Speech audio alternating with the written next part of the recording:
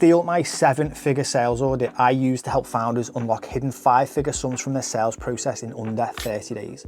Close more deals, bank more cash, and stop leaving easy money on the table. I work with 6- and 7-figure coaching businesses, and the reason they bring me in isn't because things are broken, it's because they know something's missing. They're getting leads, taking calls and closing deals, but deep down, they know they're not squeezing everything that they could from their sales process. Your conversion rate is fine, but not predictable. Some leads ghost, some say maybe later, and worse, the ones you know you could help, they still don't buy. The gap between you doing okay and scaling like a machine, it's not your offer, it's not your ad spend, it's not that you need more leads, it's your sales process. And most of the revenue you're trying to chase is already there, quietly leaking out. What I'm about to walk you through is the exact 5-phase audit I use with businesses just like Paul Moore, 2-times master coach, best-selling author, and high-performing brand already doing multiple 7 figures. Since September 2024, we've managed to unlock over $500,000 in hidden revenue, 200K of which is already cash in the bank. Same business, same offer, different sales process, bigger result. And that's what's possible for you when you finally audit and fix what most people never look at. If you're a coach, consultant, course creator, or agency owner,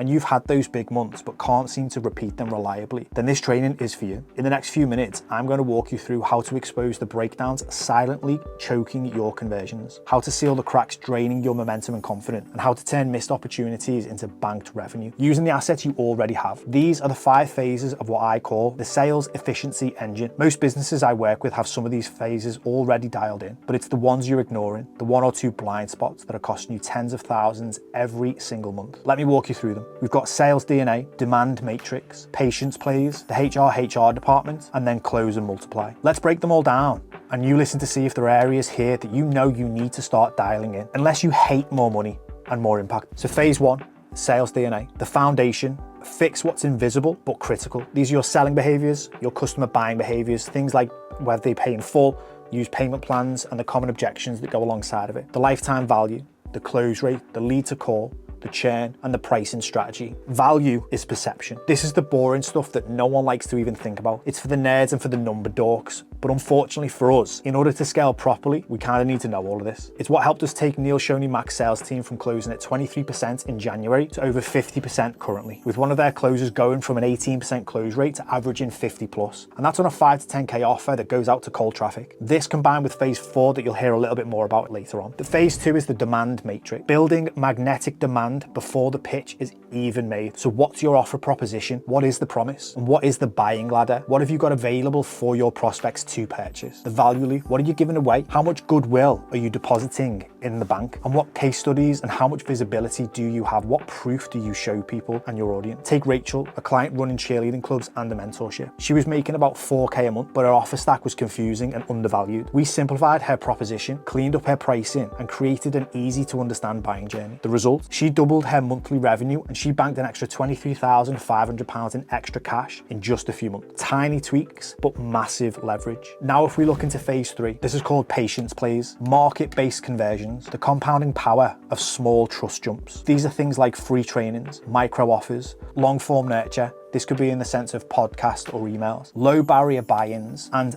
what I call I'm in ability. If you're familiar with a particular man on the internet called Alex Hormozy, then you'll understand why this is important. Yet so many business owners choose to miss this step out. They try to focus on the pound today rather than the multiple pounds tomorrow. The clue is you need to focus on both. This is things like free trainings, long form content, email, low barrier paid products, and so on. What you're hoping to do is build people up, creating smaller jumps of action for people to take to help build them to the point where they want to work with you and say, I'm in, send me the payment link. Now, you don't know whether that is going to be today, tomorrow, or next year, but if you don't plant, you don't harvest. And we can take advantage of all kinds of buying behaviors, which actually moves us on to phase 4, the HR department. High risk, high reward. These are sales-based conversions at its sharpest. We're looking at things in regards to messaging and positioning, strategic conversations that move people towards booking a call, your pre-qualification, your reminders and follow-ups, your sales calls, and your prospect-focused pitching. It's high risk, high reward because you're driving people to call typically as quickly as possible, or it's the fence sitters. This is where you really need to hone in your ability to sell. Being okay just won't be good enough, and you're losing money if you don't know how to handle objections,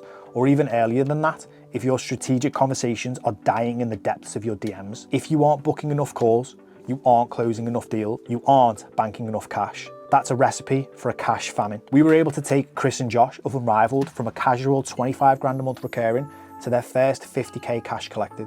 Why? Because we dialed in their sales framework, we rewired how they thought about selling and started challenging objections the right way. Once we allow people to take ownership of their decisions and outcomes, we don't have to get drawn into a battle. They give more stuff away for free. They have smaller trust jump transactions that build the money pot with I'm in ability. They book more calls and bank more cash on the front end. That's a recipe for a feast. To finish this all off, we have phase 5. Phase 5 is close and multiply. The ease to please. These are things like upsells, referrals. How easy are you making it for people to buy from you? The culture.